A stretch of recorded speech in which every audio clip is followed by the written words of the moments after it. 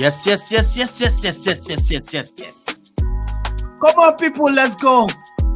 I tell you, Southgate steps down as England's manager. That's what we are talking about right now on Hotspot Trend. I'm telling you, that's the breaking news for today. I'm so wondering what's going on in England. They tell me, they woke me up this morning telling me Southgate finally, see, it's going out.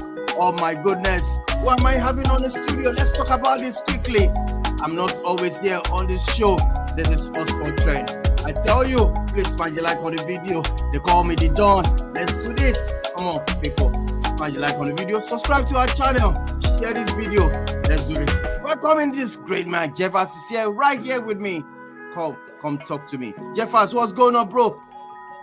I'm good. I think if anyone is just getting up, well, breaking news, or it's not that fresh anyway, but the reports we've gotten from the English FA is the fact that the manager of the national team, Southgate, has stepped down as the manager of the Three Lions. So the process has started to recruit a new manager for the national team. I would say it's sad to see him go, but I think if we should be brutally honest, sometimes we need to be brutally honest and just say that it was expected. It was expected because of the fact that he's got a good record. He's got a perfect record, at least of managers they've had in about the last.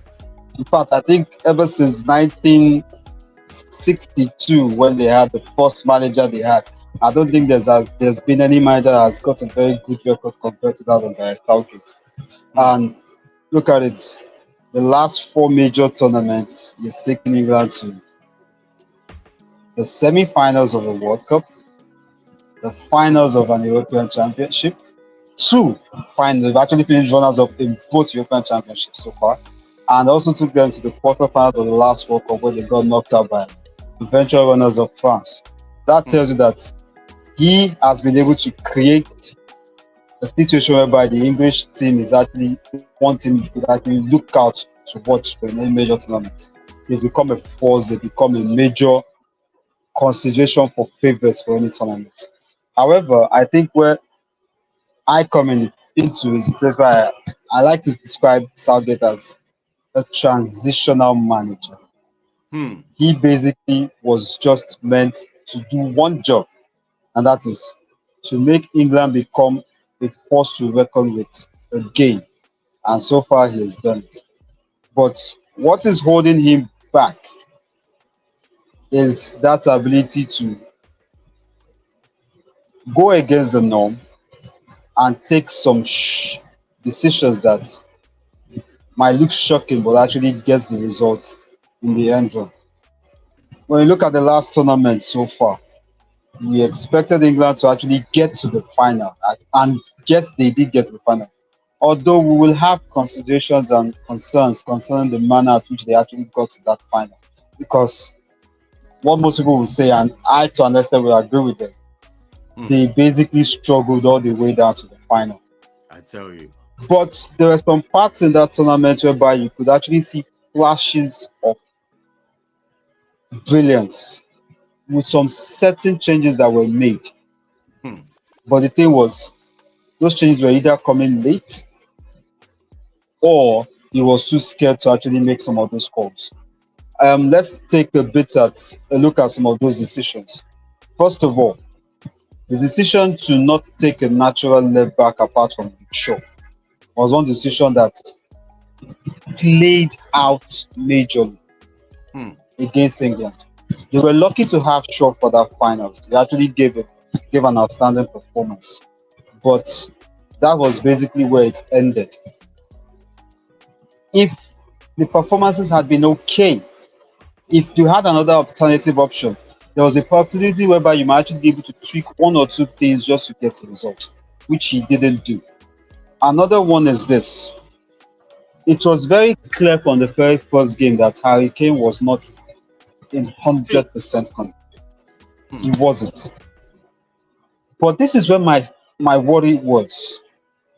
you were consistently playing this guy when it was obvious you could actually take him out in the 60th minute and bring in someone else. You had Ivan Toney on the bench. He's a Was striker. yeah.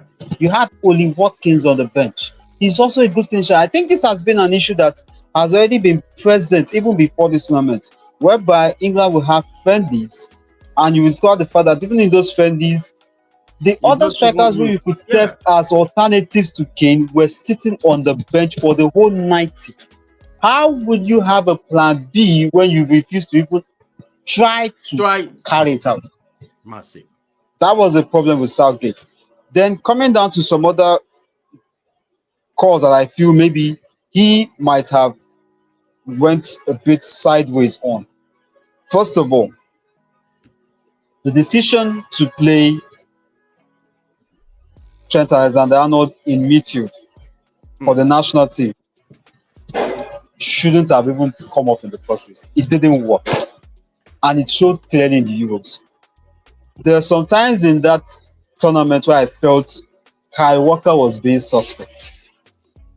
Yeah. You had a natural fullback like Trent. Why not bring him in? Why continuously use Walker? I felt in that final, I really felt Nico Williams had the better of it every time he came up against him. And it was just telling that it was just a matter of time before it will happen. So basically, the thing is this. Now you might want to ask, what is next for England? Yeah, Southgate has done the that's my best he can question. do. Who do you think they Southgate should has done the best. It's going to be difficult because the truth is, when I look at managers who might actually take them to the next mile, currently only three managers come to mind. Three Pochettino. managers come to mind. I still won't even consider Poch yet. Whoa. There's a reason why. Poch has got experience with English football. He's been manager of Tottenham, he's been manager of Southampton, and up until recently was manager of Chelsea Football Club. So I think he understands the English game to an extent. He knows how it works. He's also a good developer of youth football. But I feel the English job for Poch now will just be a job for redemption, where he has to now redeem his image. And in most cases, redemption journeys don't exactly go the way they are meant to go. They tend to go bad, especially if you do not have the support of the supporting cast around you. It becomes a problem. Two managers come to mind currently for what England needs. England needs someone who will not just take them to a final, but will take them beyond the finishing line. That has been the problem. One name that comes to mind is Jurgen Klopp. Oh. It's a bold move.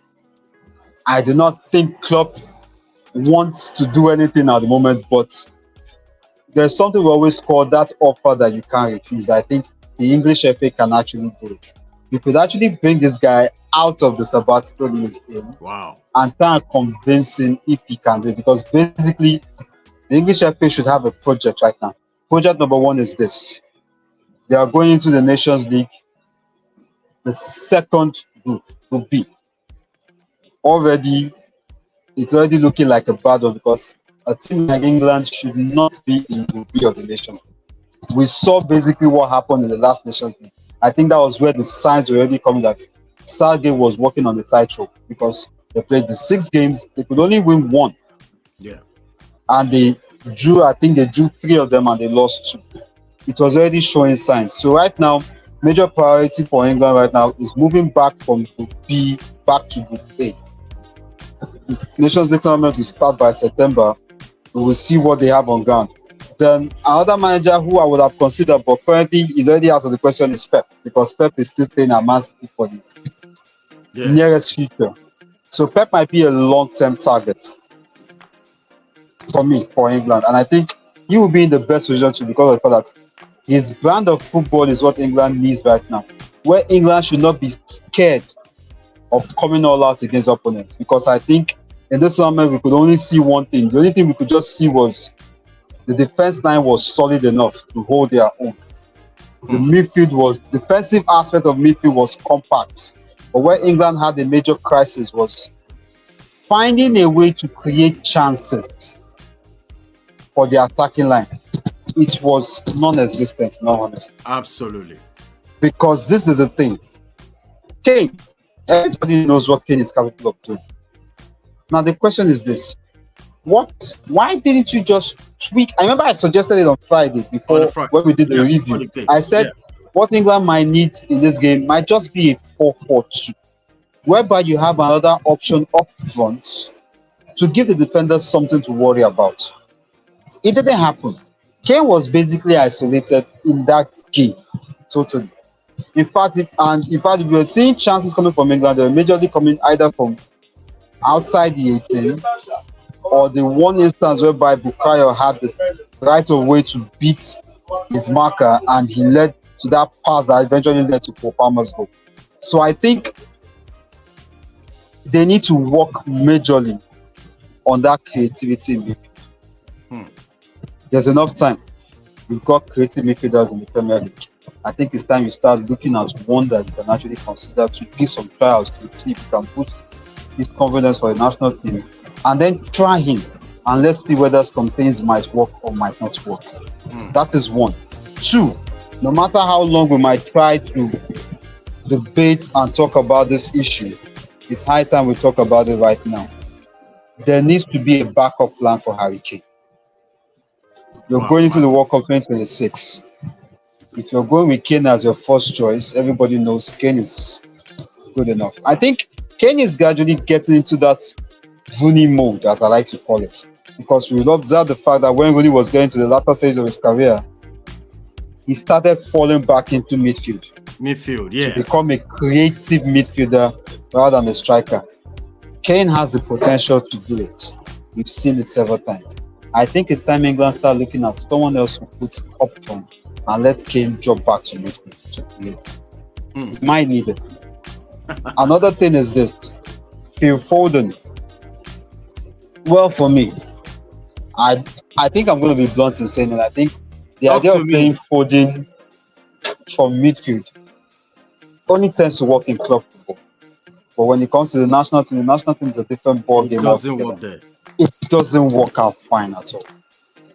We've seen an English side play with Foden on the left and Bukayo Saka on the right. And we've seen how dangerous they can be. So if this could work, why change it all of a sudden? Because what I could see was I was seeing a manager who was scared to try something different.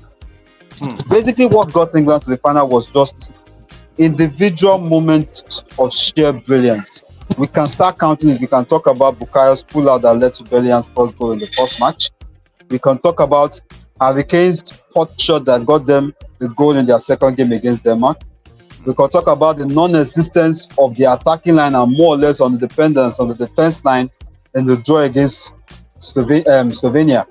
We could talk about the sheer lucky stroke of brilliance that came from Jude Bellingham in that very last minute against Slovenia.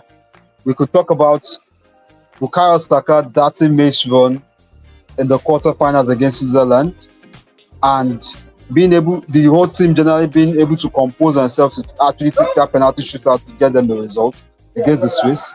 We could talk about Oli Watkins' sheer brilliance of being able to just recognize the fact that when he's in the 18, there's one thing he needs to do, and that is just turn, look up, and shoot, which was what he did against the Netherlands. Because to me, I think to an extent, that penalty that got them the equalizer was a bit soft.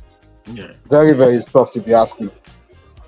We could see, even at Palmer's goal in the final, pure 1 minute of brilliance. We could see basically that what took England to the final was just individual spots of brilliance in certain moments in the game. But the general overall play was nothing to write home about. It was poor, it was abysmal, and I would say, obviously, the best team in this tournament won. And if you've seen the team of the tournament, the effort team of the tournament, that was a major testament to actually what we all saw. You have six Spanish players in that 11. And England, who was the runner-up in the tournament, just had Kai Walker. That tells you how bad It was.